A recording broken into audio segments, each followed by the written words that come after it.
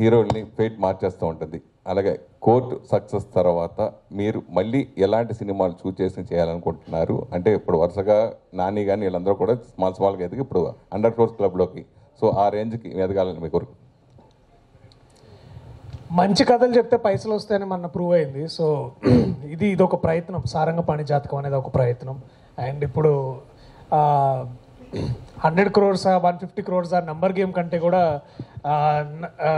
నాకు అర్థమైంది ఏంటంటే చాలామంది క్వాలిటీ ఎక్స్పెక్ట్ చేస్తున్నారు. సో మంచి క్వాలిటీ కాంటెంట్ ఇవ్వడమే అంతే, అంతకు మించి నేను ఇంకా నంబర్స్ అంత పెద్ద ఆలోచించలేదు. సో మీరు 50 కోట్ల క్లబ్లోకి వెళ్ళిపోయారు కదా ఆల్రెడీ.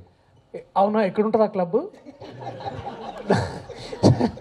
అది అంటే అదే ఇది ఈ టైర్ 1 ఈ టైర్ 2 100 crores క్లబ్లు ఇవి అసలు అవన్నీ కాదన్న. సినిమా ఇందాక సార్ అన్నట్టు ఒక అమౌంట్ ఆఫ్ డబ్బులు మనం పెట్టి లోపలికి వెళ్ళిన తర్వాత నచ్చపోతే హ్యాపీగా వాళ్ళ సెల్ ఫోన్లో కూర్చొని చూసుకుంటున్నారు. అలాంటి డేస్ ఉన్నాం మనం. So more than anything my responsibility to everybody who's coming to theatre ఒక మంచి సినిమా చూపించాలి, అంతే అంతే. That is where it starts, that is where it ends. వైవర్ష గారు చివరి 2 ప్రశ్నలు అండి. వైవర్ష గారు దిస్ ఇస్ చందు. ఒక్క నిమిషం. సో ఎవరో ఒకళ్ళు వైవర్ష గారు అంటే సారంగపాణి ట్రైలర్ చూసిన తర్వాత మీ కామెడీ అద్భుతంగా ఉంటుంది, అది పెట్టక్కర్లేదు, అంటే వేరే పేరు పెట్టక్కర్లేదు.